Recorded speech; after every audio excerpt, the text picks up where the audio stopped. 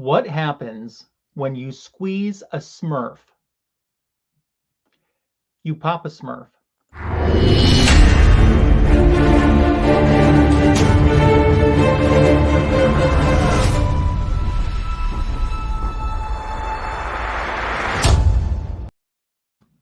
Comic Book Editions is 90. It's volume 90 of Comic Book Editions, and surprise, it's a special live pop-up show tonight. I'm so excited that you decided to spend some time with me. If you're joining on the rewind, thank you very much for choosing to take your precious time and spend it here on my channel. It certainly is appreciated. But I am not alone in this venture tonight. I have a very special guest that I'm so excited. It's our first live stream together. And please welcome Mr. Gretzky9966 to the channel. Hello. Hey. How are you? Hey, everybody. I'm good. Always awesome. Good. Well, it's good to have you here. It's good to get a chance to finally do a live stream with you. Oh, yes. Let's say hello to some folks that are have shown up and tailgated, waiting for the live stream to start. John's Comics with Kids. I was just on his channel on Tuesday night for Omni X-Men. And we did a issue that featured Spider-Woman and the Disco Dazzler guest starring. So we had a good time there. Yeah.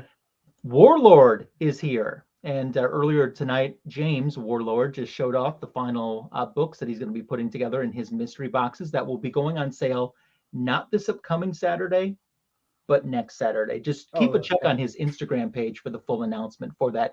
He's chasing after a Batman Adventures number 12, the first Harley Quinn. So that's what he wants to do with the money that he makes off his mystery boxes.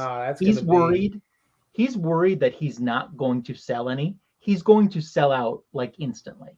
Oh yeah, there's people out there always looking for mystery boxes. They don't care what they don't care what you give them. They'll get them and then they'll complain.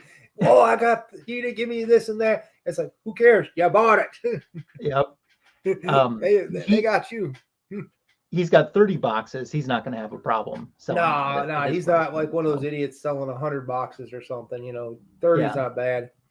So I told him, and he is not taking my advice, but I have told him, I said, just go buy the book right now because you got the money coming, Oh yeah, because depending on what, is he getting it graded or does he want it raw? I think he's getting it raw. That's a good question. I'm not for sure. Yeah, because raw would probably be. He's still here. James, do you want this graded or do you want this raw? While we're waiting for his answer, Mars Comics has stopped by. That's awesome. Boys go to Mars for candy bars. That's what I learned in elementary school. Yeah. Station to Tim, the comic collector, one of my fanboys live. Good to see you there. And we'll be saying hi to everyone else as they continue to pop in. And you are in the live stream as well. So hello to you. Hey. You're everywhere. Yeah, I know. This brings up a good question for me. And first, I'll tell you that in a little bit, we're going to be opening up a box that you sent me that arrived today. And I mean, a box. I don't know what's in here, but we're going to be finding out before this live stream ends. But in the meantime, when we started talking about James and his mystery boxes, have you ever gotten like a surprise hit or some big book or something out of a mystery box? The one that I did was Box Heroes. I think I did 2, maybe it was 1 or 2. I can't remember how many I did. But I didn't get anything really what I thought I would get out of it. It was basically more of a disappointment. I mean, I've seen 3 Men in a Basement. They're the ones that were doing them mostly. And I saw them doing it. I said, I'll just give it a shot. It's $30. What the hell, give it a shot. And I gave it a shot and didn't really get anything that I really thought was worth anything. And I've also bought those, what you would call like beginner boxes. Oh yeah, people like who are like getting like they just send out like you could get like 50 Marvel books or independent books mixed in with Marvel and DC.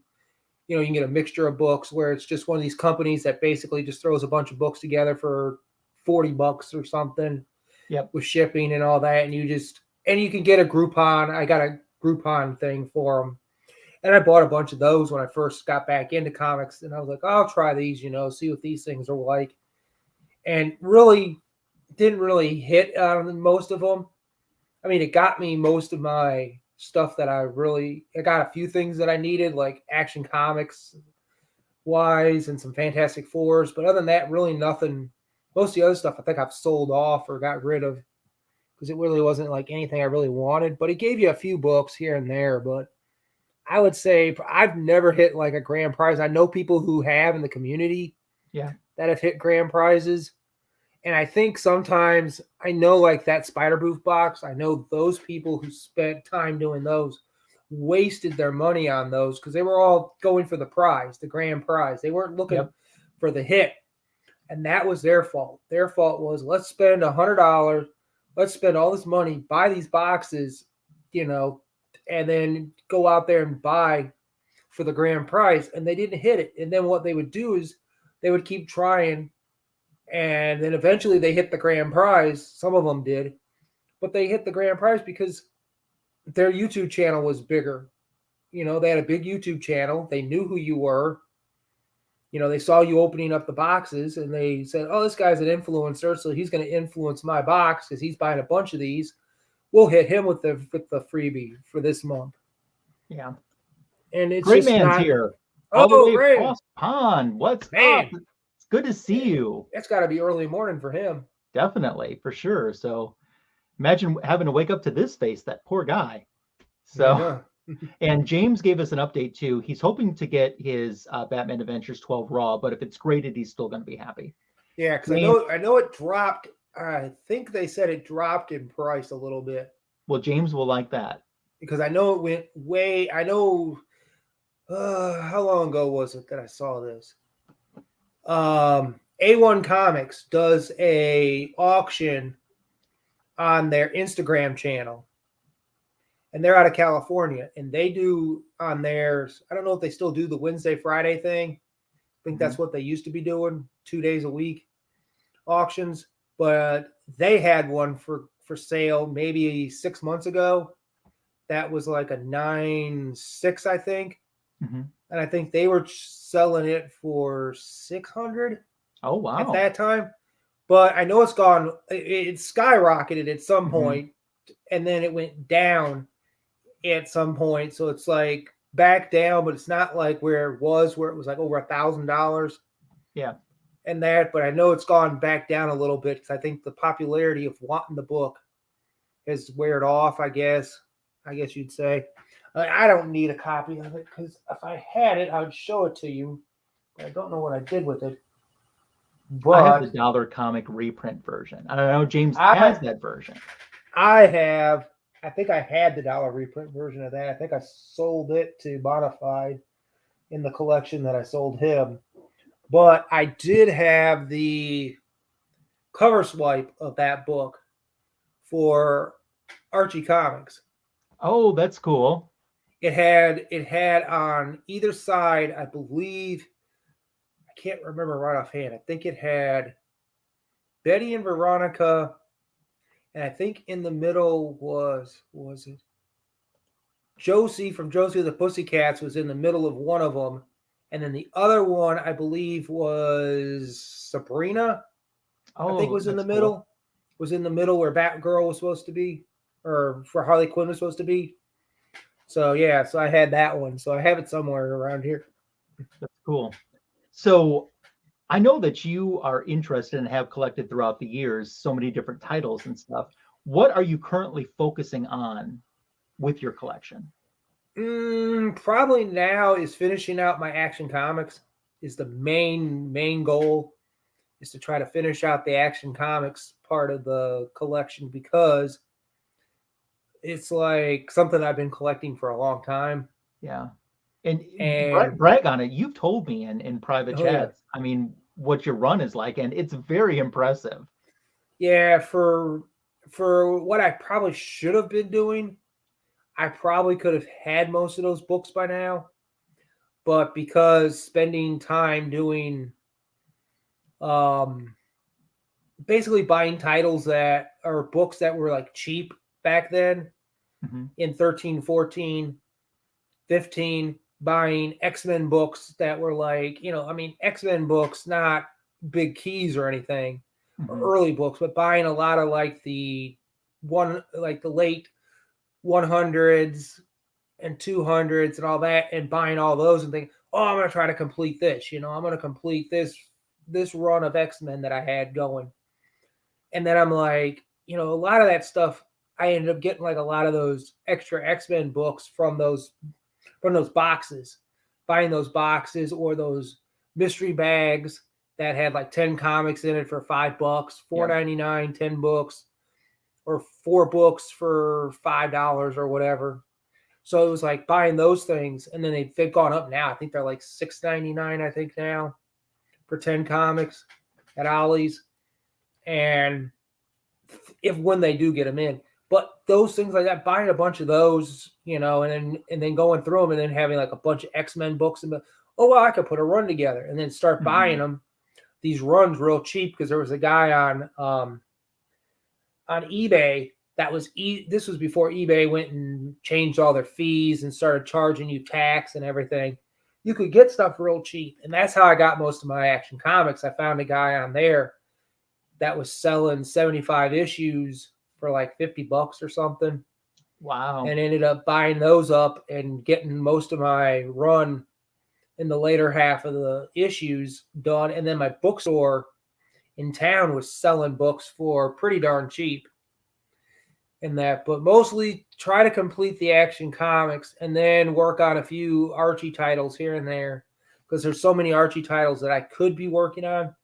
But some are just like going to have to be put off for years down the road, because they're not going to go up in price, the books. Yeah. There's not like a need for a Dilton number 5, or a Dilton number 3.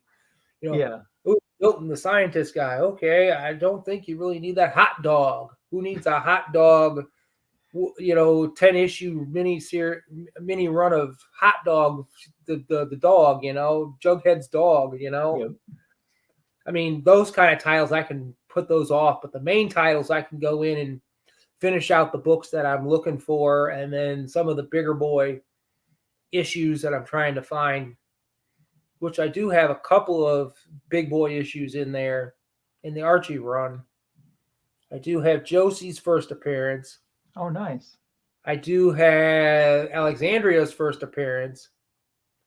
I do have Kevin Keller's first appearance, the first openly gay character in comics. I have his character, his first appearance. I do have a couple others, but a couple of first issues and some other issues that are pretty big. But other than, there's a few that I'm missing that I really want to get, like the first Vampironica. I want to get her first appearance in Betty and Veronica, issue 261 and 262. Those are 2 issues there. And then the first appearance of Cheryl Blossom.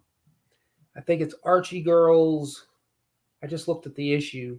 I have the cover swipe for that issue of it's basically the cover swipe from the TV show of her brother and her on there.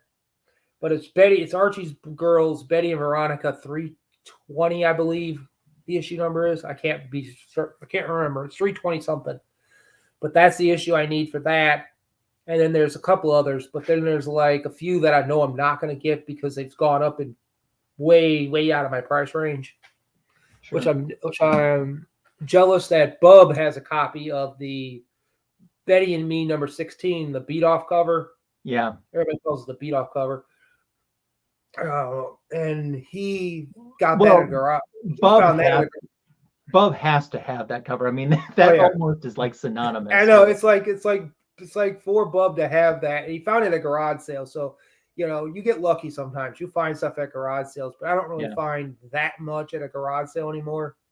Like comic book wise, a lot of times there's like no comic books hardly at a garage sale. Or if I do go to like the flea market, it's people trying to sell you a beat up copy of some nothing issue for $3, $3 to $5, and they're like, "Oh, and $5 for this."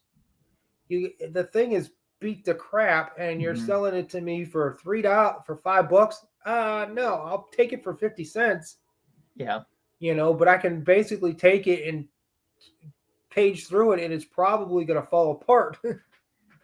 I think two things. First of all, when comic books aren't in spinner racks in drugstores and supermarkets anymore, people aren't impulse buying them. Thus, they're not showing up in garage sales.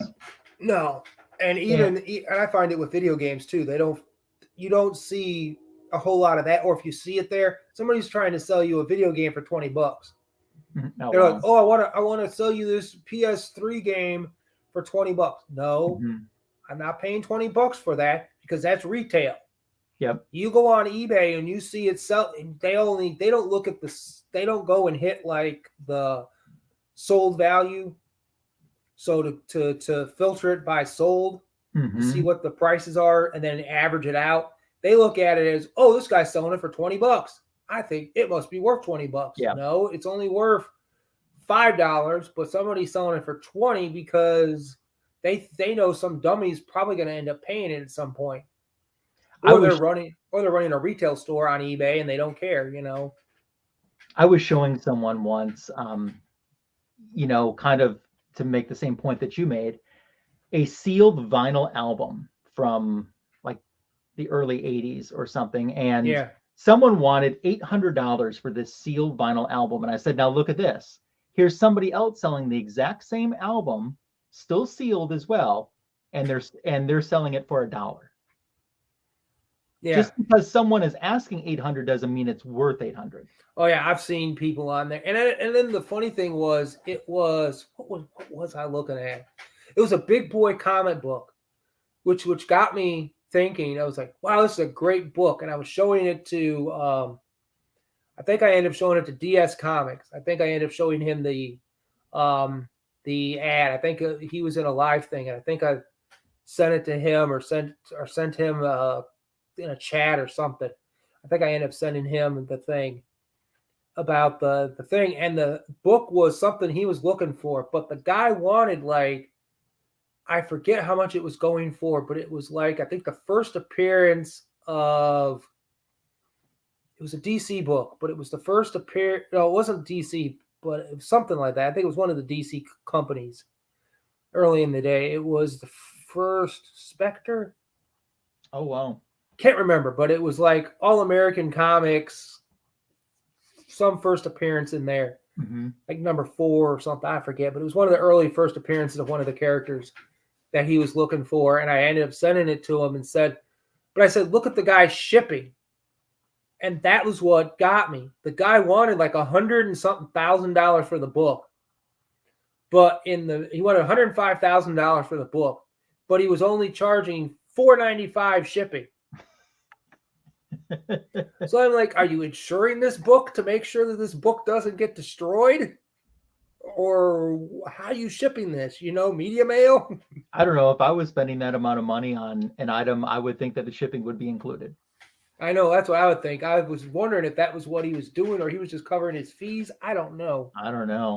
But hello to NX7062, who hosts a great live Star Trek themed and pop culture show on her channel. Oh, I see what he said. He said an 8.0 is like $800 now. Yeah, it's gone down. It's gone down significantly from what it was. 8.0s were going for a lot more than that, But they said it went down a little bit. But yeah, it's like, I guess that's like their version of what a lot of people say is Harley Quinn is the version of what's the guy in Deadpool. Oh yeah, he's Deadpool. like like nobody cared about the character when it came out, and then all of a sudden over the years the character's gained more and more steam and notoriety that it's shot the book up more than what it should be. Yep. Hey Kyle, Wheelchair Superhero 87 is here. Great to see you, Kyle. Thanks for stopping by. I appreciate it. Hey. Kyle is tomorrow on his channel. He's doing a live with Dustin from Two Brothers Comics. So that will be really good. I haven't seen them in forever. Yeah. Good guys. So, you know, one thing I don't want to forget to ask you too, we were talking about, you know, Action Comics and the Archie comic books. Are you buying anything current with them, or do you buy anything current at all now? The only thing current, but Archie's not current enough to say they're on another level. They're on a whenever we feel like putting a book out, that's what you're going to get. Okay. Kind of level. So even though you have a subscription for new Archie comics to come out, it's whenever they decide to have a book out. So you might get a book like this month. I think they had a book this month. I think they had a book next month. I don't think they're doing another book another month. So they'll skip a month. But they killed off their, well, I don't know if it was COVID that killed it off or it was just Archie and their stupidity killed it off, which I think their stupidity is that they need to let somebody buy them out, take them over, help them try to get books out on a more regular basis. Because all they're doing now is just one shots. That's all they got going for them is one shots. It's like Betty and Veronica Summer Spectacular. You know, they'll throw that out. Back to School, you know, Archie's dating book or whatever, you know, for Valentine's Day. Yeah. You know, I have one of those laying around here somewhere. But yeah, they'll do that, but it's just like they had the Archie ongoing, and at some point it stopped in 2020, and then they just haven't gone back to it. But didn't they, and forgive me if this is an ignorant question from just not reading, but at one point, didn't they have multiple Archie comic books coming out monthly, but they were different universes? Like in one universe, he's married to Betty, and one universe, he's married to Veronica. And were those coming out at the same time?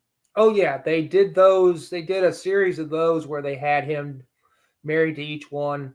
I forget which series that was, but they had one where they would throw out like one shot. Sometimes they'll throw out like at one point they were doing mini series. So they would have like Archie 1955. Yeah. Was one of them. And they would have a bunch of books come out. And the one that I was buying regularly, that they were only supposed to do 6 issues of it. It was only going to be a 6-issue miniseries, and it was going to end at that. And they were doing it with Dynamite Comics. And they were doing Vampironica. It was Vampirilla. I get them confused. But Vampirilla and Red Sonja meets Betty and Veronica. And those were great books, but they were only supposed to do, I think, 6. And then I guess it sold well enough that Dan Parent, because he's French, made the and Canadian. He made the announcement on his channel that basically on his Instagram that they were extending the book to 12 issues. So I ended up getting all 12 issues of that, and I was buying that regularly through mycomicshop.com. Mostly through my bookstore, I would get the cover A and I would get the cover Bs through them because he couldn't. A lot of times they would screw him on the extra covers. So like my buddy was getting the Wonder Woman book, and if they had a cover B or an extra or a special cover or whatever, he would get shorted those. Most of the time, he would get shorted those special covers, even though he ordered them through the store. They would short him on those books, so he would get ticked off and, you know, like, yeah, they shorted me this week. You know, they shorted me on my Wonder Woman. That's all he collects pretty much is Wonder Woman, Harley Quinn, Captain Marvel, and something else I think he collected. But other than that, he basically sold all his collection. Good night, Gray Man. Thanks for at least visiting for a little bit. Hope you can catch the rest on the rewind. For those that have just joined, Mr. Gretzky, Matt, has sent me this huge box that I'm going to open in just a few minutes. So just hang with us. I don't know what's in it, but we're going to find out together in just a little bit. And also want to say hi to Brian LCS, who has stopped by. Brian, it's awesome to have you here too. So thanks for he's a local comic shop. Yeah, that's awesome. So one thing before we open this box too, when it comes to the YouTube comic book community, you are OG. Oh, yes. how many years have you been doing this or been a part of it from the beginning? Since we started, actually, I think it started a little before. I think it started a little before I got around to doing videos. I got on YouTube around 2010 and started watching stuff and started doing videos in 2011. And the first guy to be doing what we do now was Captain Strangelove. He is like the originator of doing videos and showing off Comic Book Room and doing videos and just sitting down and just doing videos. And this was back when they were using, to do live streams and stuff, they were using Skype. Oh, wow. So they were still Skyping in 2010, 9, 10. I think he got on around 9, I think, and he started doing videos around 2010. And that was around the same time, like, you have, like, Great Legend Show, you have Holler Mouse, you have Compton Brumstar was on there. A guy that Captain Cummings that nobody wants to really, nobody has anything to do with anymore. He went his own separate direction, but people come and go. We have people that came and went, and people that are still hanging around. GPAP, if you ever see him in a chat, sometimes he's hanging around. He's been there from the beginning. So there was like a handful of people at the beginning. And there's a bunch of us that were just like me, just watching these guys do these roundtable type discussions of comics. And a lot of times what they would do is they would, on Phil's channel, they would do it for a while until they moved over to somebody else's channel. And then it got to be where they started doing the Google Hangouts. When Google Hangouts became more popular to use, it was easier because what they were doing was they were just basically doing what you would hear in a podcast without seeing anybody. It was like you just listening to a podcast on your phone or mobile device or anything where you get a podcast from. You're just listening to them talk. And that's all we would be doing is listening to these guys talk comics. And these guys had years of experience of talking comics. Some of these guys had 40 years. Strangelife's been collecting since he was a little kid, and he's in his 60s, close to, I think he's in his 70s now, close to 70 now, if not. And you just watch these guys. And then when they started doing videos on their channels, you would just watch these guys and be like, what in the world? These guys have this book. I never seen this book before. Or what's this? Yeah. What's this? A platinum age book? Wow, this is before comics became comic books. This was like stuff before the comics were before Superman. These were stuff before Superman, just put together. And it's like, wow, the comic strips books and all this other stuff. And you just start seeing all this neat stuff that you don't see before. No, these guys had collectibles. Some of them had collectibles that they had. Some of them had, and it really wasn't about like what it is today. It was more about, back then, it was more about learning what comics are, what the great books are. It's not like today where you just, some channel tells you, well, these 10 books are the hot books for the week. It's no longer the hot book of the week. Back then there wasn't really, these books, they're hot, but if you listen to some of these guys back then, you wouldn't have to be paying these prices now. You would have bought them back then. You would have realized, 2012, I could have bought Fantastic Fours for $100. I could have bought $49.50 and all that in these 780 categories for $100. Why wasn't I thinking about that? Why was I was stupid, That's me. I was always 2 or 3 years behind everything, So anytime something was hot, I'd start grabbing onto it, and then I'd realize, like, why am I buying that? Or I'm buying all these Fantastic Fours, and I end up selling that because I realized I could sell that collection, get the money, and put it into my Action Comics that I really want to be putting it into.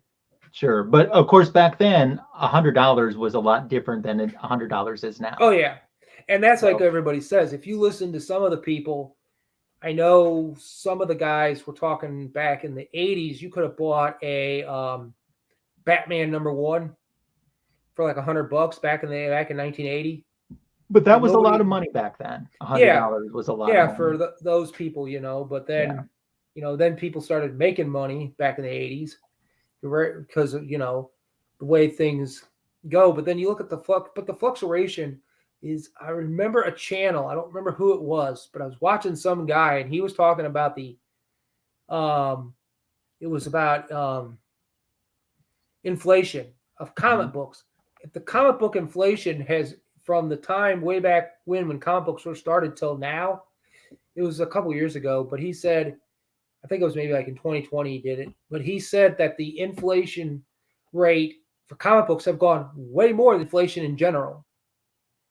So he said that if you take normal inflation that comic books work, they shouldn't be as much as they are now. You shouldn't be paying that much more for new books. That's what his point was, is that you've got some comic book companies selling books at $8 a pop.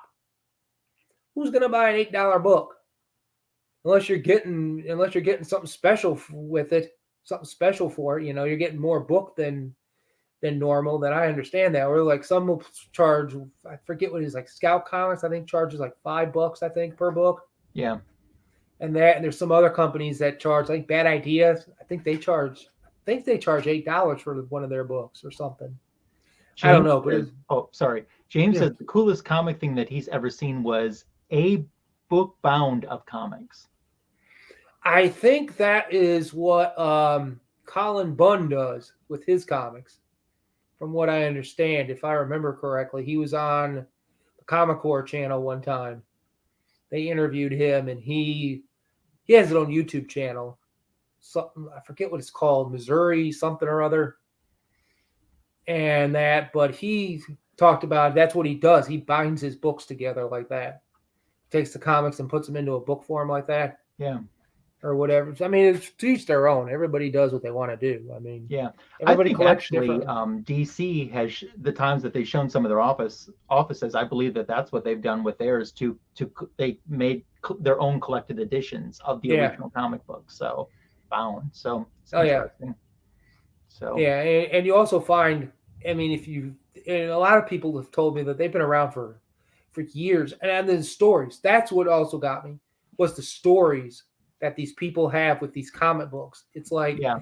they get the comic and they have a story to go along with it. It's not just, oh, I bought the comic book because I collect X-Men and I just needed that for my collection and I just bought Mm-hmm. it. No, they have a story to go along with how they collect, how they went and got the book, or how they had to go to 3 states over.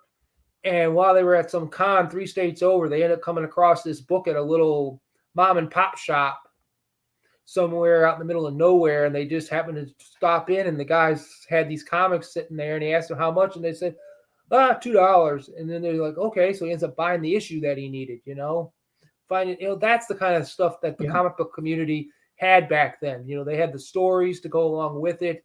They had the friendship. People would get to know. You got to know each other. Yep. You got to know each other, other than just saying that, oh, I know, you know, there's 1,000, you know, there might be 100, there might be hundreds of people in the comic book community today, but how many of those people do you actually interact with on a regular basis? These people would interact with each other.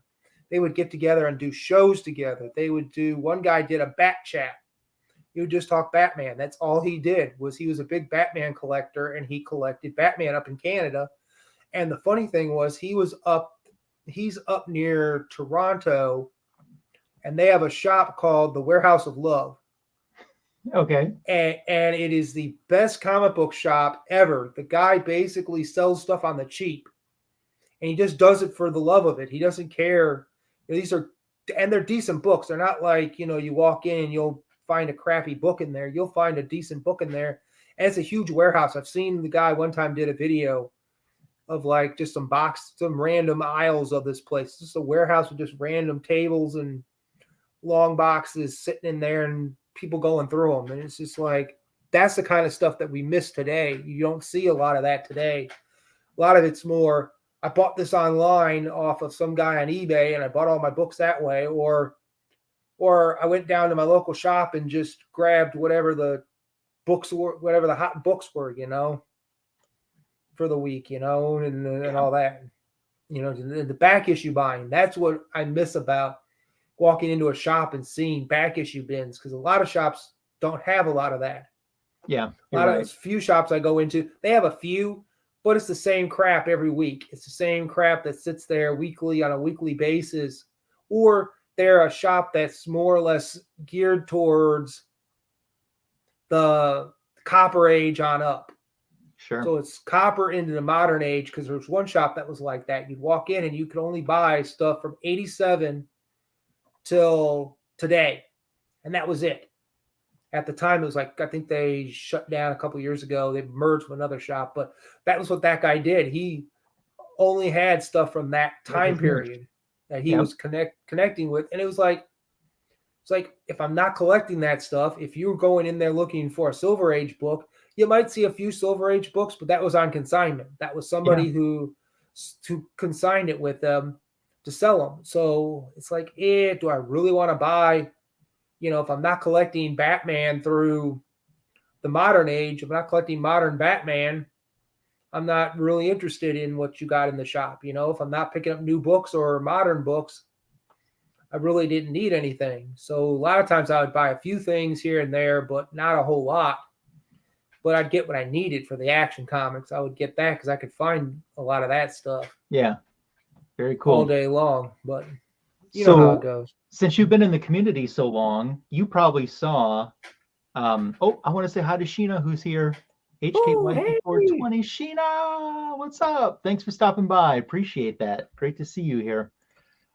You've probably seen then, since you've been so long in the comic book community. Hello to Comics for Thomas. Yes. Thanks for stopping by. You've probably seen the invention, so to speak, of the AOK in the comic book community then. Oh, yes. Yeah, so it's been going on for a while.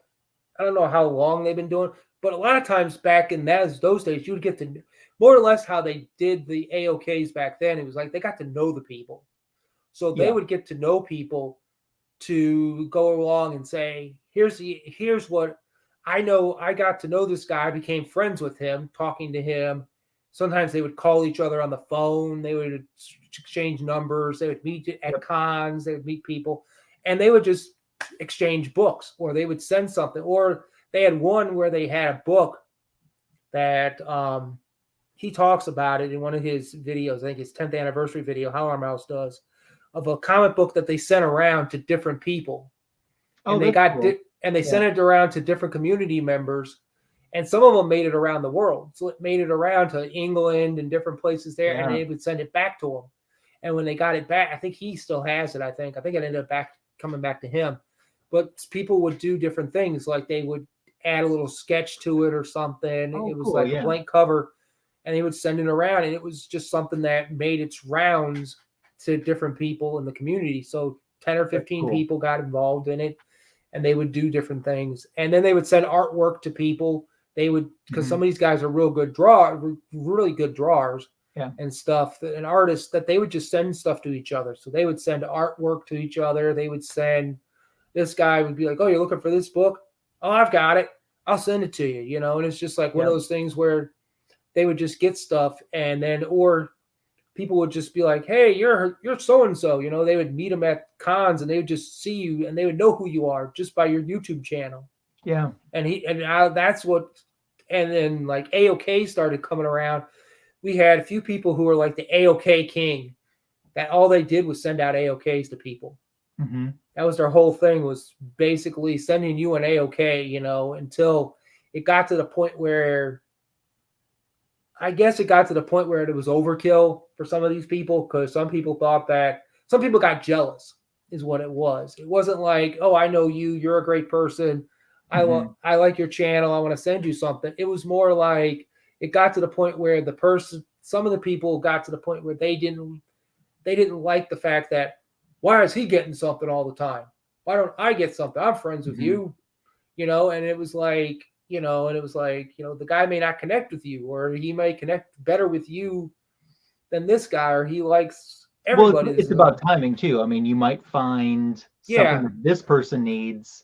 Yeah. And it might be something that this guy's into, and or you went to con and you got something and you're not into it, but this other guy is into it, so you want to send it to him. And that kind of stuff. So it got to the point where some people got jealous. You had those people who were always jealous of everybody. Yeah. And those kind of people got me all got everybody all ticked off and everything. But then it got to the point where, doing auctions and stuff like that, that started up. I saw that come along. AOKs turned into auctions then, at some point. And to be honest, we basically started doing YouTube auctions with the Great Legend.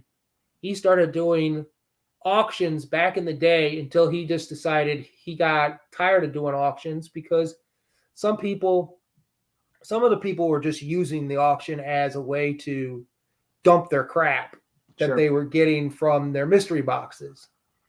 That they would buy these mystery boxes, get stuff, and then they would have like piles and piles of stuff. And the one thing to get back to mystery boxes, the one thing I find is don't price your books on the mystery box, the books itself, because a lot of those companies would put price tags on those books and say, this book is worth $10. Yep. By the time the mystery box goes out or they put it in the mystery box and it sells out, that book is no longer that price. That book is sometimes cheaper than that, or it's a variant that's worth $50. Like I had a variant. Now, to be honest, I had a variant that was forget which one it was, but it was a Del Auto variant. Maybe it was a Spider-Man variant or something. I forget what it was. But I looked it up, and I remember those things selling for hundreds of dollars. It was one of these things where it was selling for hundreds of dollars. And I was like, wow, this is crazy. It's a $100 book. Why would the guy give them to me? One of the guys I met at a con, and they're giving me the book and a couple other stuff. And I looked at it, I was like, why would he give me $100 book? Then I realized that the book itself was selling for hundreds of dollars when it first came out. But like 2 years later, the thing was only selling for $10. Yeah, a huge difference. So it was like a huge difference of these guys that were buying these variants were selling them then on their channels when they had the opportunity. And now they're able to buy the bigger boy books. They got rid of all that stuff they didn't want anymore, or the stuff that was hot. Everything happens. You probably get Wonder Woman books that are probably done by hot artists at the time. And then you're like, I couldn't buy them then. Now you can buy them for almost nothing because that artist isn't really that big anymore. Yeah. And surprisingly enough, in the last few years, when I say few years, I'm talking, in the last 10 years or so, there are some Wonder Woman variants that have actually turned into ghost comic books that you can't find them. But jumping back to the AOKs, the latest AOK in the comic book community is this big boy. Oh, yes. That you sent me. And is it time to open it? If you want to open it, go right ahead. I've been wanting to open this since I started back from the post office. Yeah, because I know I have an AOK I sent to Married with Issues. I sent Fuchsia and them an AOK, and they were supposed to. She had said they may go live today or tomorrow. They were hoping to go live. They've had it for I don't even know how long they've had it. Well, while you continue to talk, I haven't opened any of it yet. Oh, okay. So you might have to. At least cutting into it and getting it. You might have to because we added extra tape to it. So that's fine. But I do want to say, because I did see 62 Lefty Blues pop in, so I want to say station and thanks for stopping by. Appreciate you here. You come right at the good part too to see what's in. I mean, a box this size. This could be. It had to be the box that I had something else. I bought something else in. I was like, the only thing, and I never say this, but I'm going to say this time. The only thing that I hope it's not, because I would be embarrassed if it was. Yeah. I hope it's not Inflatedate. If it's Inflatedate Wonder Woman, that's going to be embarrassing. But anything else, it reminded me of that box actually had something in it that I ended up realizing when I opened it up finally. I opened it up and I realized I already had bought it. It was a starting lineup figures for Wayne Gretzky. Oh yeah. And it had 4 of them in there, and I ended up realizing that Like, I bought it off McCarty. I'm like, crap, I already have this one. I thought I didn't have it. Then I realized I had it. It was sitting right there on my shelf, and I probably should have known that. But that was about the biggest box I had to put everything in. So I'm gonna make myself a little bit bigger, okay, and we're gonna find out what's here. What's in the box? Yeah, the thing So on the far, top. Paper. I don't know. Paper. Paper. I've been hanging on to that paper to make sure I get that box to you. Okay. Looks like we got a couple things in here that are wrapped up. I'm going to start with the one that's on top, which looks like yeah. Start with that. The note is in the middle of that. In the middle? Should I pull that out and read that now, or? You can, or if you want to look at everything and then read the first part of the note. But it's like, does the note have spoilers in it? Yeah, it basically tells you exactly what some of that stuff is. Okay, then we might wait to the end because I like to spoil this. Yeah, so once you look at everything, then you'll go, okay, this is what it is, and then the other thing will just explain what it is. Explain what it is because I wanted to make sure that it was explainable. Still don't know yet. I'm just getting tape off for those that are wondering. Oh yeah, I tape that pretty good. No, that's good. Tape is good. I always want to make sure nothing gets broke because I've had stuff shipped to me many times, and I've had a couple slabs broke. And I wish that guy was still on eBay. He had the best slabs you could get for dirt cheap. Yeah. I mean, he had thousands of slabs. Wow. So are you a big slab collector? Or I'm basically in the sense of if I can get it cheap, I'll buy it. That's kind of where I'm at. If it's slabbed, if it's cheap, I'll buy it enough. But if it's something where if it's something I want to just send off where I don't care if I'm ever going to read the book because I can buy the collected edition of it, that's where I'm at with Fantastic Fours. I was buying them pretty cheap. They were cheaper than what they were, but like some of the books I had, a couple of the books I bought, you couldn't sell them for anything. And I was like, well, they don't go up very often. But even if they're slabbed, they're not really, even if it's raw or slabbed, there's really no difference in some of the books that I've bought slabbed. I bought Action Comics slabbed in the 400s, but there's no difference between a raw copy of the same grade and the Action Comic itself in the slabbed version because it's not a key issue. There's nothing special about it. It's never going to go up. It's just to have it. And at one point I was trying to have as many Hulk books and Fantastic Fours graded as I could. Sure. I'm getting there. Okay. But I was hoping to have a few. Okay. Yeah, the note's on a piece of cardboard, so you can probably see that brown piece of cardboard. Yeah. Oh, is it taped still? We got more tape. The only downside about the live is I can't put anyone into fast forward mode. Like I normally do. That's always the bad part about it.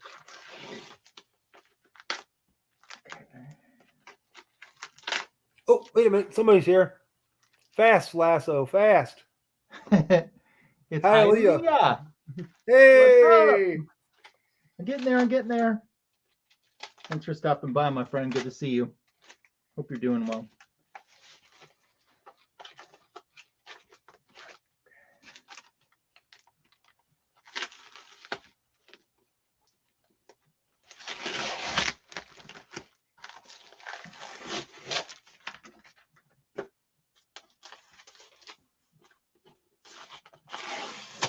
Yeah, tape was a pain in the butt to try to get it off the roll.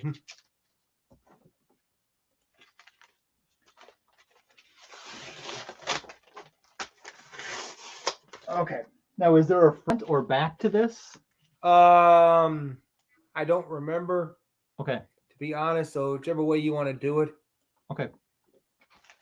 I think a little bit more tape, clear tape this time. Uh-oh. Okay. Oh, it might be from the actual cardboard itself that Looks it like came there's from. a slab on each side. So I'm going to say this is the top. Okay. I don't remember. Right, and I'm not going to look. I'm just going to take something out, show the camera first, and then I will see it as everyone else is seeing it.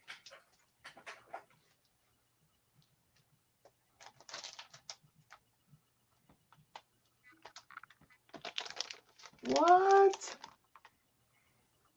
Fantastic 461. I'm sorry for this glare. It's what Bub says. Don't apologize for the glare. Oh my god. It's in Mylar. It's in Mylar. 5.0 CGC. This is beautiful. Look at the colors on this. That's what I thought. I thought it was a higher graded book myself, but I guess whoever got it graded got a 5.0 on it. Wow. Thank you. Oh, no problem. Where stalks the Sandman? I'm just. That's one of my favorite covers right there. Wow. Is this from your PC? Yes. So I have a Mr. Gretzky pedigree now. Yes. Yeah. Wow. I love FF. And the chat is responding in appropriate manners. Wow. I mean, if this is all you sent, it would have been more than enough. And there's lots more stuff in this box. Oh, yes. And that's not even the best part. Thank you, my friend. No, no problem. Next one. Okay. Don't know. I'm just looking at a backing board. Oh, the Dark Crystal #1. I've heard of this. I don't have this, but I definitely have heard of this. Is this like based on is it a movie or a novel? Movie. Based on the movie, okay. yeah. Yeah. It's like the movie adaptation, I believe. I don't know how many they did. I don't know how many issues they did. I don't know if it was just a 1-2 punch or whatever. Sometimes they'll tell you what the adaptation is. I know they did an adaptation of a couple of different movies that I ended up in my collection at one point. Wow. Awesome. Thank you. I think I had one. I think I used to have one. I don't know why I got rid of it, but I used to have, I think, Superman 4, an adaptation for Superman 4 in comic form. Oh, nice. Escargot 80. Thanks for stopping by. I think I had one for the Hulk. I had one for the Hulk movie at one time. Oh, cool. Thanks for stopping by. We're unboxing an AOK from Mr. Gretzky. Up next. No, I go this way. Oh, there we go. The second one. Yeah, I don't know if there's only 2 of those. So I don't know if that's all you need or there's more. I couldn't tell you right offhand. I don't remember. I'll pop up my COZ app when we're done. Yeah. I'll know if I'm complete or if I need to find the others. Yeah. That's all I've had. That's all I ever came across. Yep. Thanks, Kyle. Okay. This is a book in a top loader. Let's find out. I've only seen the back, so I have no idea.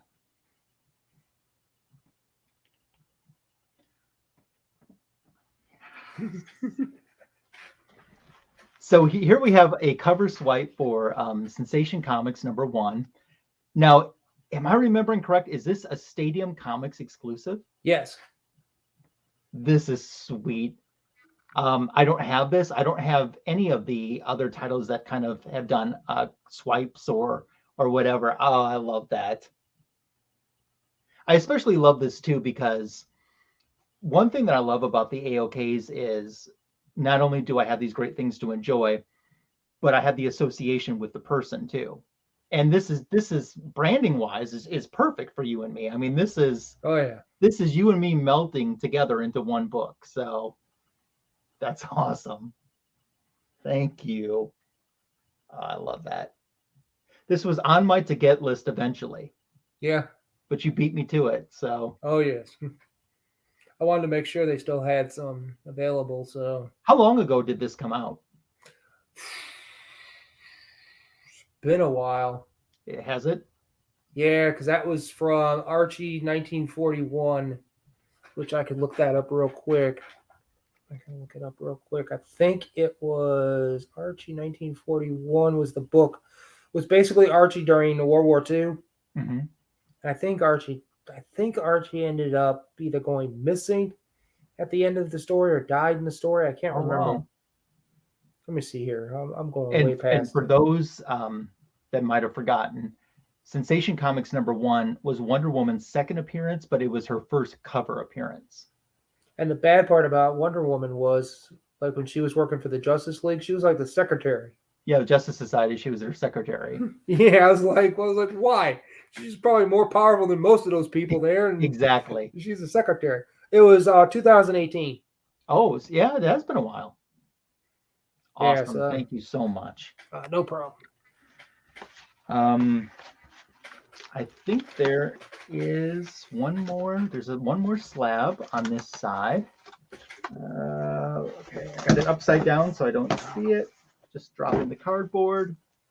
Probably the note.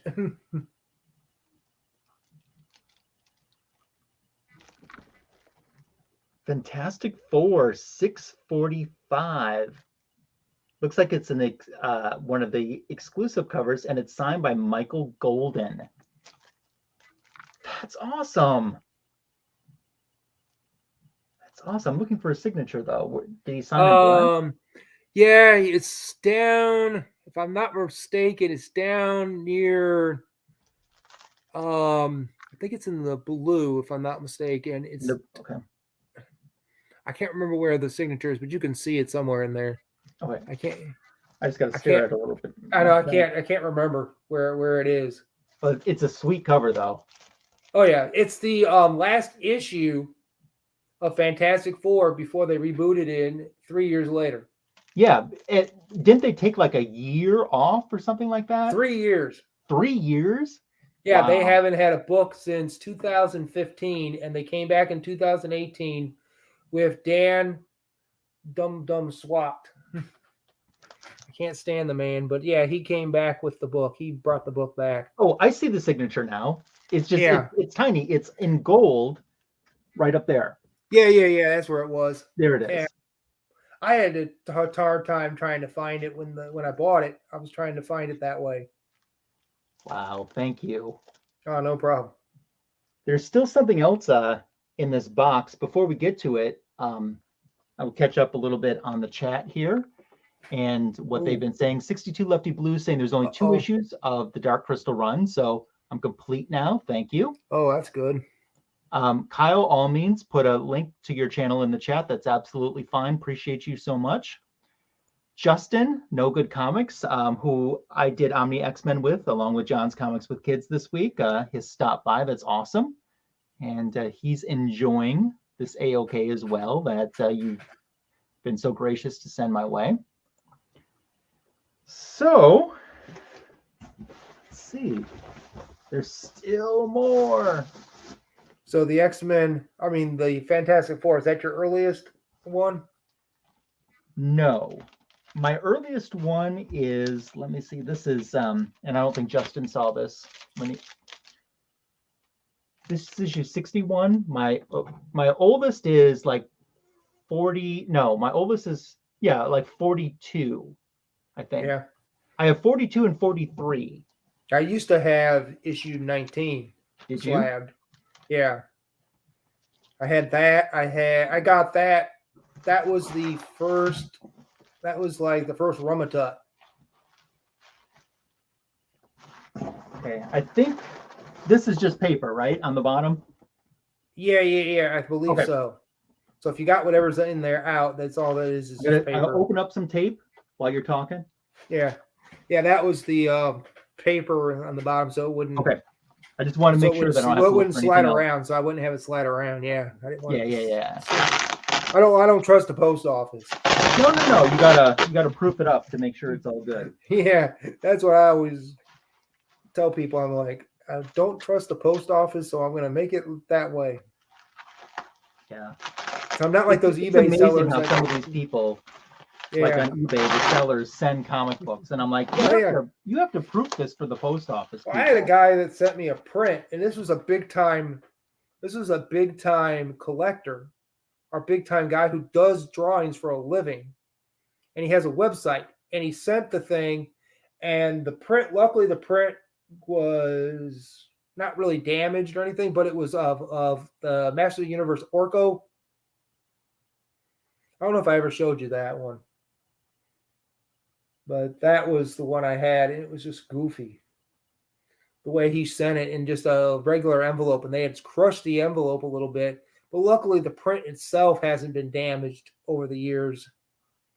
Wasn't damaged or anything. I finally got it put in a frame last year. So finally framed that thing. I just muted because the tape is loud when I'm pulling it, so I didn't want to annoy everyone who's watching. So I'm still on taping. Trying to make sure. Yeah, trying to make sure it doesn't get damaged.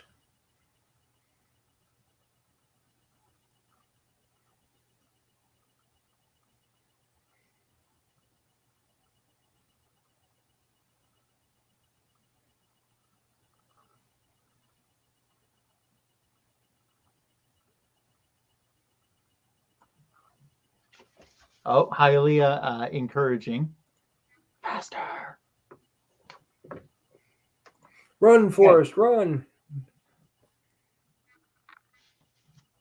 That's what I know. Could be. I could flip it up and it will be completely upside down. It would not be the first, probably, nor the last time that I've done that. One time I was opening up an AOK and I put the book over and it was completely upside down.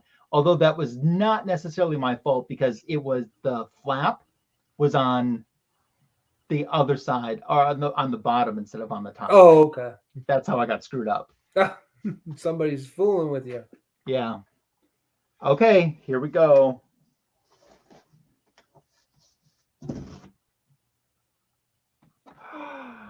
Wow. Oh, awesome. Oh, I love this. I'm familiar with the cover, and I have the cover that they did, but I had no idea there even was a print, and it's signed. Did he have this at his booth? Yeah, he was actually at the comic shop. He was actually they'll tell you in the note, but it was an exclusive to that shop for that cover. Basically, he did for them. Oh, that's awesome. Oh, I love this. Oh, love the frame. Love the image. It's signed. Wow. Thank you. Thank you for everything. Ah, no problem. Wow. You always hear me talk on my channel when I'm showing books. I'm really drawn to like the bright colors. Like the brighter the colors, the more I seem to like the book. And I love this cover. I enjoyed the series. This was a very tough series to collect. Just from the sheer fact that when I was talking about some books being ghost books, there's a couple variant covers to this series that are ghost books. I've even tried contacting the artist who did them, and he said, I have one copy for myself, and I don't even know where to tell you to try to find one. Yeah. So, oh, I love that. Thank you. Well, I'm going to dig through the notes down here somewhere. I'm going to dig through that so I can find that and share that. Oh, wow. Yes, very. Well, I'm looking for that. Escargot asked if we're excited about the Batman movie. What do you think? From what my buddy said, he said it's 100% the best Batman movie he's ever seen. Really? He went to the special. He didn't tell me anything about it. He just said it was the best Batman movie he's ever seen in a long time. And I think, now this is just my opinion to him, was that you take not River Phoenix, that's his brother who's dead, but you take Phoenix, Joaquin. Phoenix, Joaquin's Joker, and you take this Batman, Mhm. put him in the same universe. If you don't want to put him in if you decide not to put him in the DC universe with the other people and decide to keep that separate with the Affleck Batman, Yep. that you put those two together and you make a movie having them fight each other. If you do a sequel that way, or you wait till a third movie and you make the second movie for the Joker as how he becomes the supervillain, Sure. Are you going to go see it? I'll probably wait for it to be streaming on HBO Max whenever they I get think it. I might be doing the same thing. Now that could change because I do have a friend in the area that's a big Batman fan who could change my mind and say, I need someone to go with me and you have to go with me. And that could change everything. But Yeah, I'm right just now the not. plan is to wait and try to stay as spoiler free as I can. I'm just gonna wait and see. But I can't remember what was it that they said there was different. There was a Riddler. Wasn't Riddler supposed to be in this movie? I think Riddler, Catwoman, and I think there's a Penguin appearance as well. And I know there was a couple others, but they were just like minor villains. Mm-hmm. There was like too many villains. That's the only thing that I'm afraid of. Is it's like, okay, all the critics say it's great, but then when you reach down, are these villains actually doing anything? Or are they just Are they just minor appearances for the next movie? Sure. Yeah. But if it's anything like his Planet of the Apes movies, this movie's going to do well. Yeah, I can see that. Matt Reeves did a great job on those. I heard, I heard that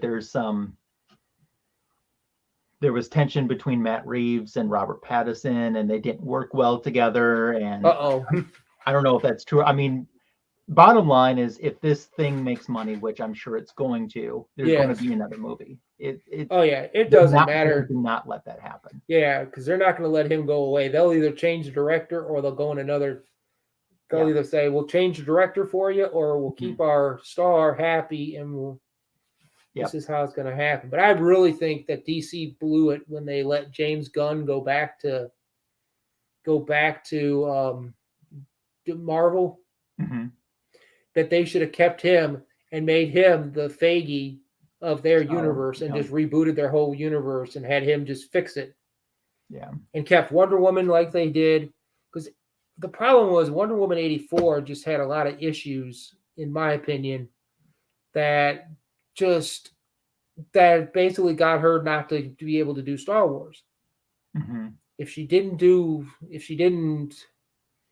what she did, Patty Jenkins would probably still be doing a Star Wars movie or a TV show or whatever she was supposed to be doing for them Star Wars projects. But they got rid of her and that Rain Johnson. Oh boy. Yeah. The Great Legend Show. Hello. Hey, there he is. He finally made it. That's awesome. I'm going to recap a little bit right at the end. But right now I want to read the note because I haven't read the note yet. Since the note had spoilers, I saved it to the end so I wouldn't be spoiled. But with your permission, I'm going to read go the ahead. Note. Magic Lasso. I hope you enjoy this AOK. The picture is a print signed by Archie artist Dan. It's not Parent, it's Parent. Yeah, it's like the French. Ultimate Comics exclusive cover for this title. The book is the Stadium Comics Wonder Woman cover swipe for Archie 1941 #1. Lastly, enjoyed the slab. It was one of my favorite covers. Your friend Matt, aka MrGretzky9966. Thank you. Sincerely, thank you. I mean, you are a great friend to talk to. We definitely, our interest in comic books, especially the time period of comic books, definitely seems to be mutual. No one ever has to send me anything. And because the friendships are the best part of this community. But thank you for going out of your way to make sure that I have some awesome things to enjoy, not required, but certainly appreciated. And but mostly thanks for being an awesome friend to me. No problem. So that's awesome. And we'll recap, like I said, right before we get ready to wrap up. But you outdid yourself, my friend.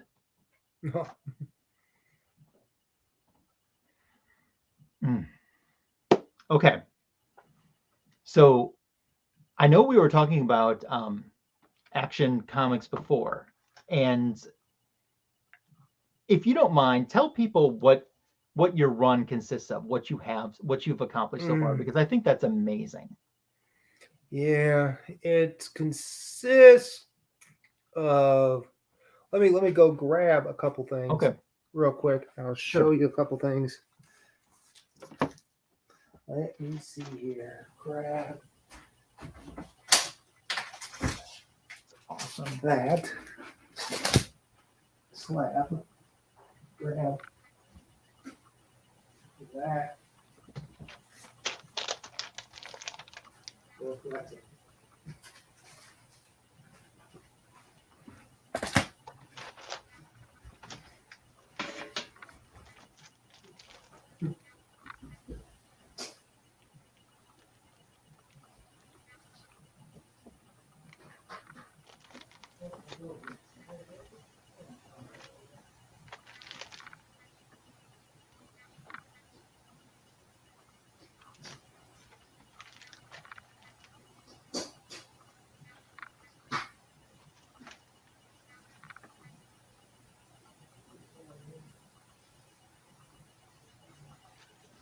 That was your recap.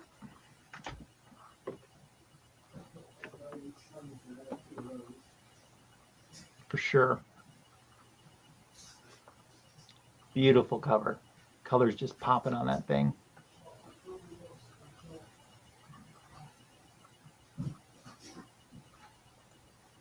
And thank you. For those that aren't subbed to MrGretzky9966 channel, there is a link in the description to this video. So when we get ready to wrap up, if you head over there and toss him a subscription, I certainly would appreciate it. I would consider it a personal favor if you would do that. So he's OG comic book community, I'm telling you. And that's kind of cool too, is when someone has been in this community as long as Matt has, Mr. Gretzky has, and they find something in your channel, it tells me that I've done something a little bit right, or I'm on the right track. So that's alrighty in itself. Okay. Alrighty. Okay, but basically it consists of, I'll show you the earliest books, consists of this one here. Wow. Action Comics 69. 69. Wow. That displays nicely too. Oh yeah. Wow. Yep, got that off of a YouTube, not a YouTube auction. What was it? It was a Facebook auction. Facebook group I'm in. Guy was selling some books, and I don't think anybody put a bid on one of them. Nobody put a bid on, and the other one, I think I ended up getting for a good deal. Got them both for a good deal, really, but yeah, this is on the thing. There's 71. That's your second oldest then? Yes. Yeah, wow.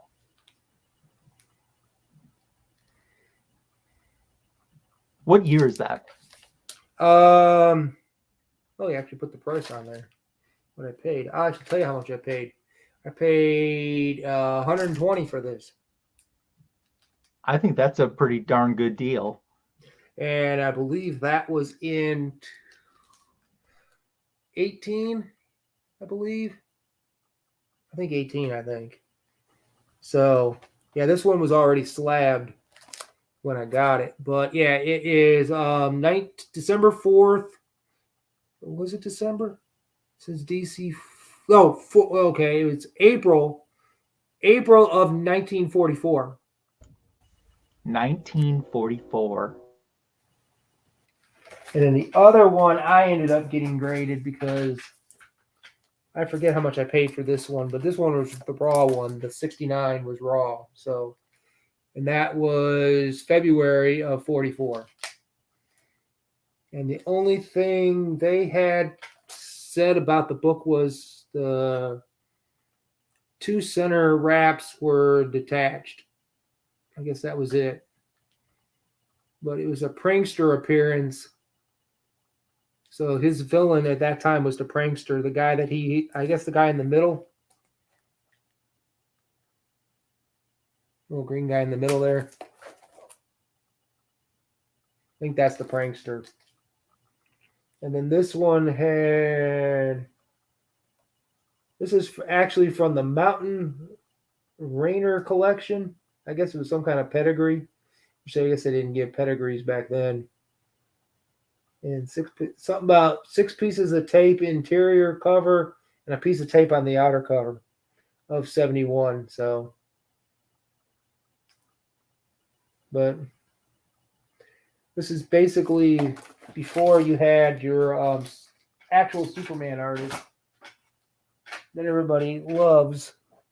But then this is the other one I'm going to have graded is my issue from 1940s, from June of 1947. 109. 109. Wow.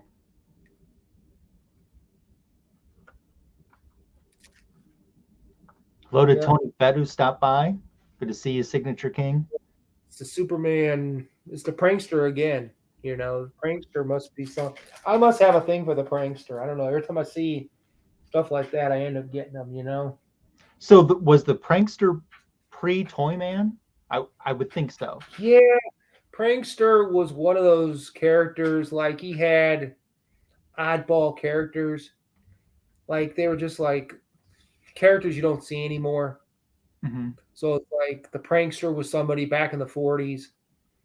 You know, they would have some. Basically, Superman was always fighting businessmen and corruption and all that kind of stuff. So that's what he would take after. Then we have this one, which actually came from mycomicshop.com off their eBay store. Oh, that's an awesome cover. I just love the cover. It's issue 234 from November of 57. Oh, nice. So the actual run was supposed to be 232 to 904. Mm-hmm. But because I got to the point where I started realizing that it was going to cost a lot, and the 2 issues that I may not be able to ever have unless it just happens to be a miracle that I end up getting it at some point in my life, is Action Comics 242, which is the first appearance of Brainiac. Yeah. Which is never going to happen because that's like, even in raw copy form, I would have to pay for like a real beat up copy. I'd have to pay like $400 or $500. Yeah, even trash copies. Yeah, I don't even want that. You know, I'm looking and I've seen people say, "Oh, I want a 5.0," or one guy wanted like a 4 or 5 of that. I'm like, good luck. Yeah. You know, unless you got $2,000 laying around. Yeah. You know? White Tiger Cool Calm Collected, thanks for stopping by. He'll be going live with Batman spoilers on his channel at the top of the hour. Oh, Batman. Yeah. Yeah. And then we have this one. This is a cool cover. I actually like this one. This one came from Reese's Comics. Reese's Rare Comics. I've seen that cover before. That's really cool. Yeah, I love that comic right there. That's one of the best ones. That's from 59. So that one there, part of the run. The run is actually going to now consist of, if I can get the book added into the collection, 167. I want to get 167, 232, because 232 is the first covers done by Kurt Swan. Mm-hmm. That's when his run starts on 232 and runs all the way through the tail end of his run back in the 80s. Have you thought about expanding it the other way and maybe like going up to 1,000? I thought about it, but I never got into the New 52 Gotcha. stuff. But I do have the 1,000th issue. I did buy the 1,000th issue when it came out. But I was buying, I think, the New 52s. I think I bought a lot of the Batman later on because I didn't start with the New 52. I think I started with issue 24. Gotcha. It was one of those deals that my ex-wife found online that was a deal that you could buy it for like a certain amount of time, Batman, but by the time it got around to adding I guess once you ordered it, I guess, it was one of those deals where you pick certain titles or whatever and you could pre-order them and they send them through the mail. They sent them through the mail. So they had like Wonder Woman, Flash. I got most of the Flash run and sold that to somebody. Somebody wanted a bunch of them, so I ended up selling it to them. Or I ended up giving it. I don't know if I think I sold it to him or gave it to him. I can't remember what I did. But I ended up buying a whole bunch of the Flash stuff and that. But New 52s, I really didn't get into any of that stuff until probably around issue 20, maybe 23, I think. And the Batman, same thing, was that way. And then I never really got into Detective, but I got into Batman. I understood that Green Lantern New 52 was all 4 books were tied into each other. Up until like issue 20, I think. Yeah. Or something like that. Then Johns turned it into every book was separate, I guess. But I do have this one here, 282. Oh, let me make it bigger again. Woo! Oh, that's a cool cover. That's from 61. I do have the first appearance, Streaky the Cat. Oh, you do? Yes. That is one of my favorite books, and I ended up paying like $60 for that one. That was a while ago. Nice. This one, Superman Goes Wild, I guess is one of the stories. The other story is Supergirl story, something about X-ray mind. The girl with the X-ray mind. I guess whoever I bought this from, I don't even know if that's what I paid for it. It's got a sticker on there it says sticker $45, 1962. So I don't know if I paid that for the book, but it's a Comic Link book. I guess it was on Comic Link at some point. So whoever bought it on Comic Link, and I think I bought it off of eBay or something. But it has the cool date stamp right there. Oh, nice. Yeah, I see it. Yeah, so that's a pretty decent cover there. I actually like that cover myself. And that, but yeah, it's actually Kurt Swan cover and John Fort. I don't know who that is, but then art was done by Kurt Swan, Mooney, and Klein.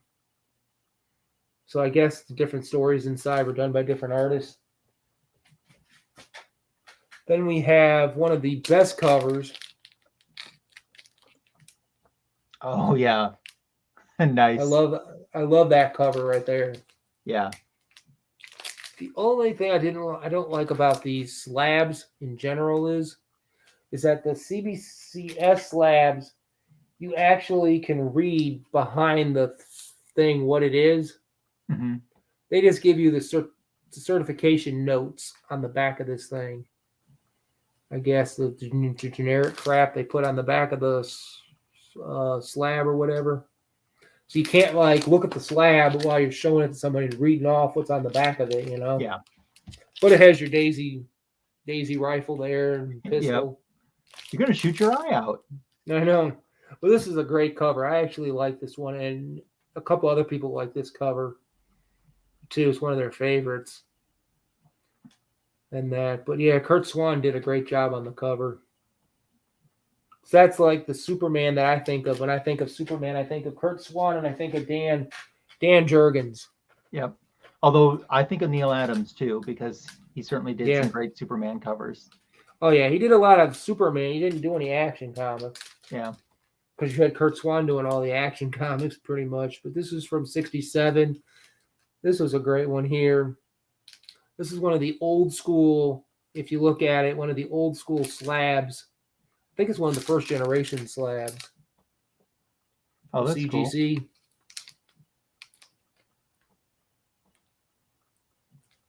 That's awesome. Then you have a kid playing with a real gun, pretty much. I don't know how they got away with this back in the day. They got away with like Mattel selling you an M16, you know, with real rapid. I think I had that as a kid. I think when I was like a little kid, we had one like that. That was put out there that made all the noise when you pulled the trigger. Yeah. So this is like 67. This is like 21 years before I was born. So I guess if they were doing it back in the 60s, I guess we had it back in the. I guess we had it in the 80s, you know. Yeah. But yeah, it's just crazy how. But yeah, the old school labels on these things just crack me up when you look at this. Like there's very little information on the label. It's like they only tell you who the artist is inside the book. They don't tell you anything else about it. And off-white to white pages, 7.5. To me, I don't know. To me, it doesn't. I find that funny when they put white pages on a book, a 9/8 white pages. What is a 9/8 supposed to be other than white pages? Yeah, exactly. You know, that's what gets me. And to put page page count. It wouldn't count. be a 9/8 if it. Yeah. Yeah. And to put page counts on a, not page counts, but to put page quality on a book in general, to me, on a slab, doesn't really mean anything because you're not reading the book. You can't see it. Yeah. You can't see it. So who cares if it's off the off-white pages? You know, nobody cares. You know, they're not gonna, unless they're gonna tear the slab open and read it, which I find people stupid to do that. But I actually got Adam Hughes to sign this one. Oh, I removed you. I meant to make you bigger and I removed you. Oh, yeah, great homage cover. Yeah, I met Adam Hughes and got that signed, but he was not the nicest person in the world. Oh, I hate hearing that. He was more of like, you want your book signed or not kind of person, you know? Let's just hope that, I mean, everyone has off days. Let's just hope that was just an off day. That's what I'm thinking because my ex made a comment. He had his dog with him. Mm-hmm. And she made the comment that she goes, "Oh, nice dog you have over there." Because I guess it must have been his wife or whoever was with him was handling the dog. And I guess he brings his dog with him. And she just happened to mention, she's an animal lover, and happened to mention that she was telling him about his nice dog that he had. Instead of saying thank you, he just looked at me like, "Are you want your book signed or not?" Like he just wanted me to hand it to him. I'm like, "I'm your only customer. Are you, you know, are you going to do it?" And I mean, I've had the best time actually meeting 3 people that I met, or 4 people I met, actually 5 actually if you count his wife. Was Simonson. Walt Simonson and Louise Simonson. Those were the nicest 2 people I've ever met. And I've basically talked to them, and I actually got it in the other room. It's a slab of the wedding album, Superman wedding album. I know they did another cover to it, which I didn't understand that. At first, I always thought it was the white cover.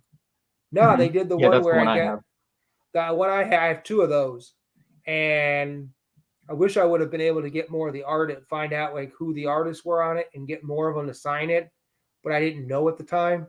I just knew she did it. This was way before I paid any attention to it, but I ended up getting that signature verified by CGC or CBCS. Signature verified that book for me, and that was a real good book to have. Here's another one that I ended up getting. Excuse me, I ended up buying from PGX.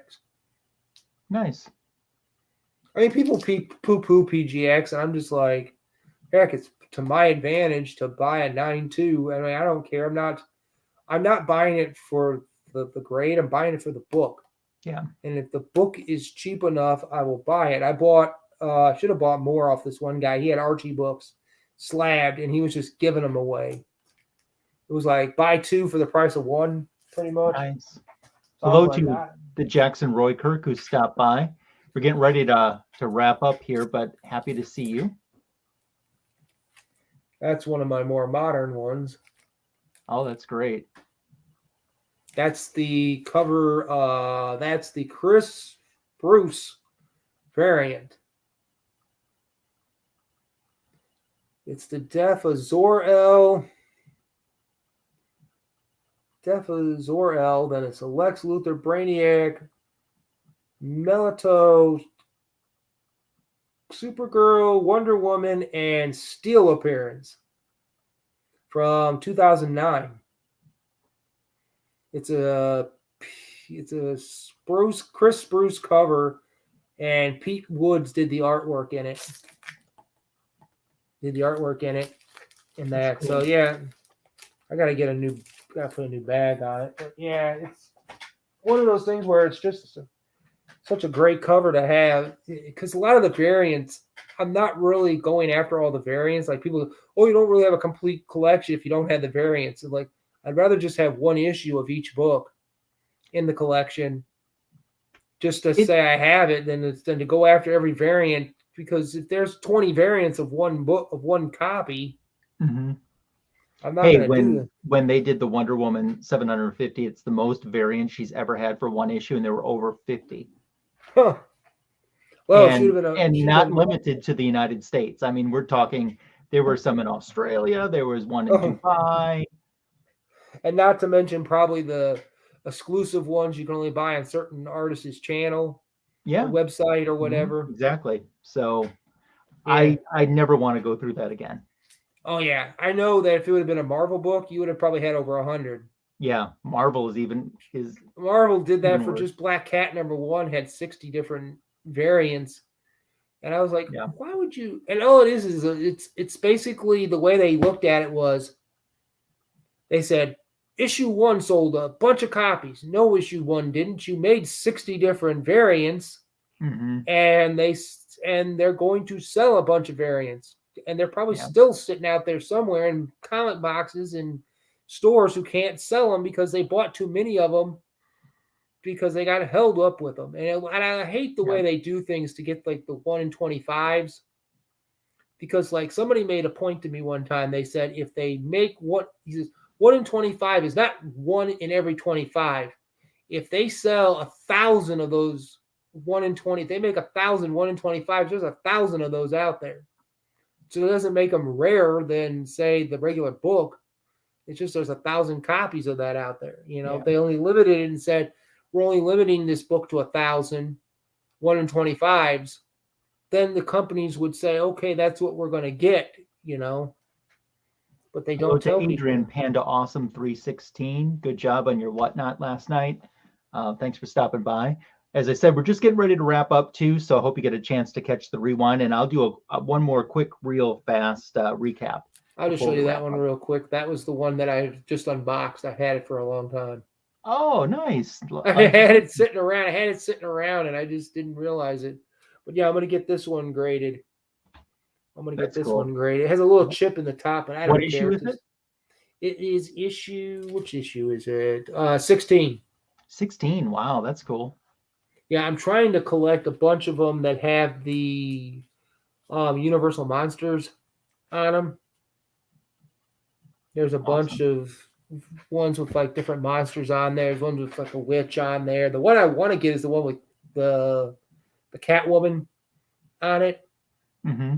But that's Pep. I think that's Pep 150, I think it's Pep 150.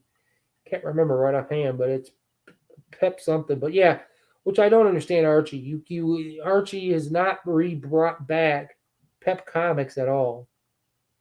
That was their flagship book. That was your first book that Archie ever starred in, was Pep Comics, and you ended up at 411, canceled it.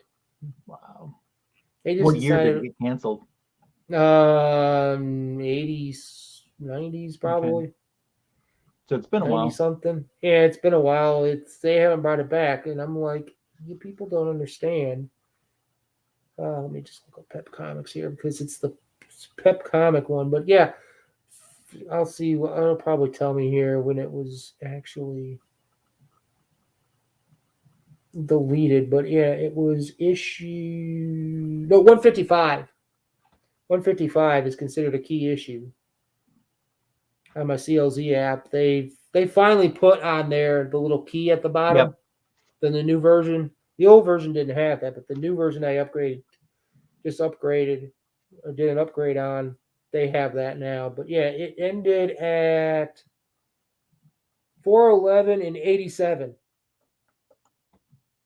So over 35 years ago. Yeah, 35 years ago this month is when Pep Comics ended. That's sad. Hey, Jackson Roy Kirk, you missed my Smurfs joke at the beginning. How was my Smurfs joke, by the way, on a 1 to 10 scale, with 10 being couldn't have come up with a better one? Oh, yeah, you couldn't have. It was one of the best Smurf jokes I've heard. Wait till you hear my Ewok joke. Oh. I used to have Ewok comics. Yep. But yeah, that number 16 was one. There was a bunch that I was trying to get that have a bunch of those. There's one that actually has the creature from the Black Lagoon in it. Oh, wow. It's Jim he's coming out of would like that. He's a big fan of that. He's coming out of what was he coming out of? It was a Jughead. It was My Pal. Was it My Pal Jughead or something like that? Oh, no, I don't want that. Let me get out of this. I think it was My Pal Jughead or something like that. Archie's Pal Jughead. I think that's what it was. Archie's Pal Jughead. Not Hughead. I hate Thanks, Jackson. Head.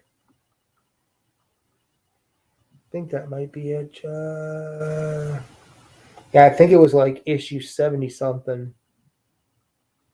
See if I can bring it up here.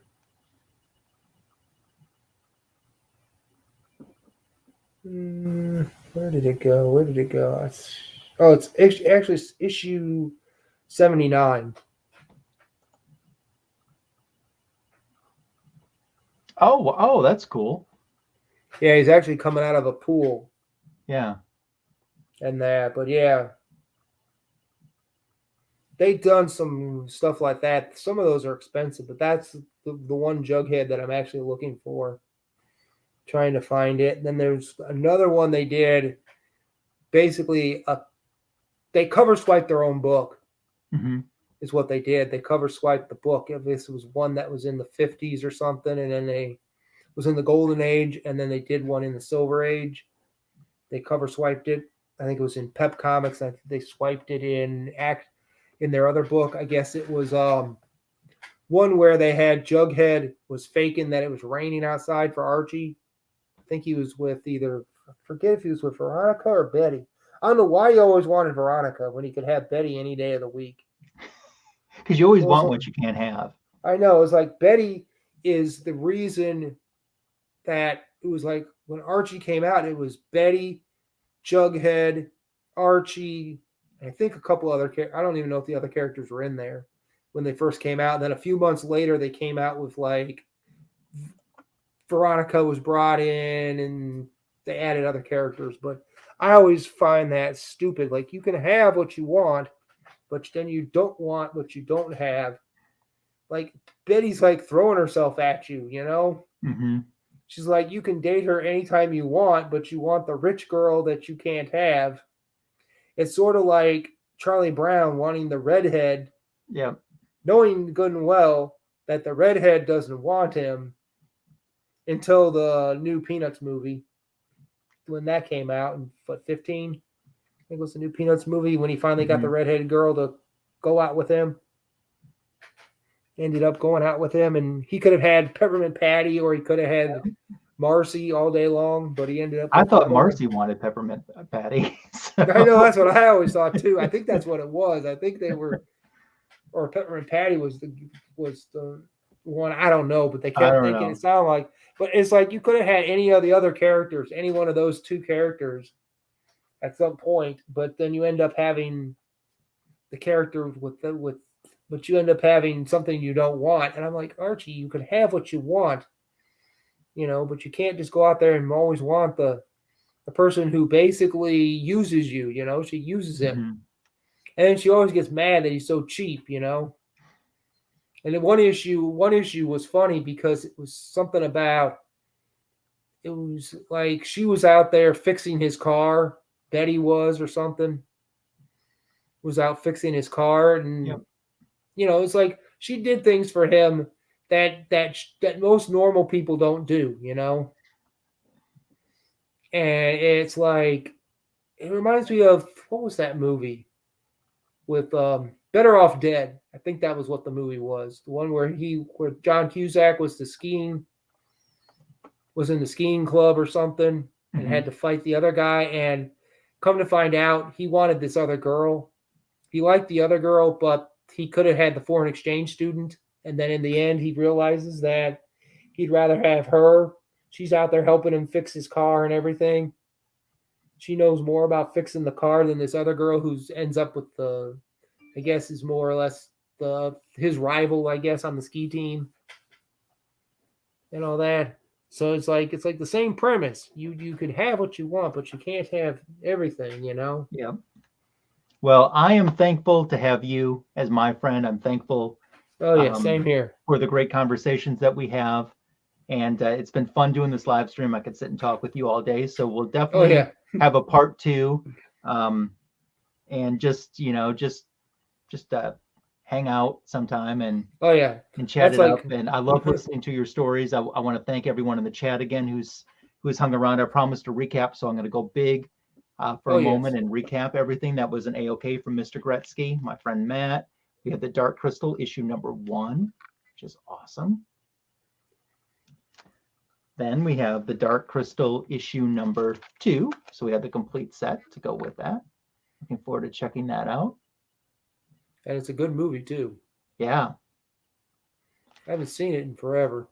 And then this awesome Archie 1941. This is the exclusive cover from Stadium Comics, which is a swipe to Sensation Comics number 1, which is Wonder Woman's first appearance. So that's cool. But he didn't stop there. We got some slabs, including this Fantastic Four number 645. Sorry for the glare. It's signed as well. Signature, Michael Golden's signature right up there. I think he signed a bunch of those in the same spot. Yeah. Probably because that's, if you're going to sign in black, there's not a lot of options. And I don't remember if it said which con. I think it says up there which con it was from. I think it was a con he was signing them at. Florida SuperCon. Yeah, that's what it was. Yep. Yeah. So, and then a Silver Age Fantastic Four number 61. Just beautiful. Looks like it's 1967. This is a cover you don't see a lot of people share a lot. So no, a lot of people must not have this one. It's not even that expensive of a book, really. Mm-hmm.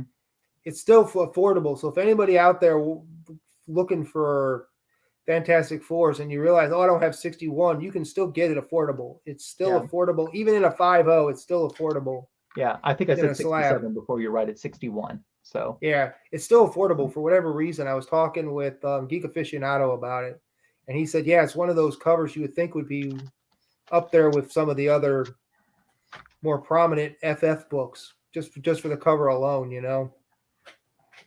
And then he topped it off with this Dan Parent, Wonder Woman 77 Meets the Bionic Woman print, which was based on the cover for a store exclusive that was done, which I have the comic book and I didn't even know the print existed. And now I have one and it's signed. He was doing 3 shops in one day.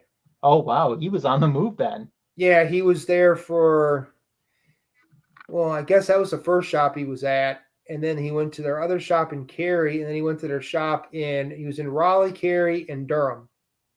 Oh, wow. So he was doing the 3-shop thing at the time. I think this time around, I think they were doing Power Rangers. I think this time around they had different actors from the Power Rangers that were going to be at their different shops this time. Cool. So I've left a link for MrGretzky9966 channel in the description to this video. Please sub him up if you aren't already. Thank you seems so little to say for as much enjoyment as what you sent me is going to give me, Matt. So thank you for your friendship. Thank you for no problem. These great items. And I look forward to hanging with you again sometime soon. Oh, same here. So Ruben Guzman, White Tiger Cool, Calm Collected will be going live soon. He's going to have spoilers for the new Batman movie. So if you want to head over there and check that out, I know he certainly would appreciate it. Until then, I look forward to visiting with you again soon. I'll have a new cover by episode dropping tomorrow, which will be Batman themed as well. So until then, take care of yourself. Have a great night. And thank you again, Matt. No problem.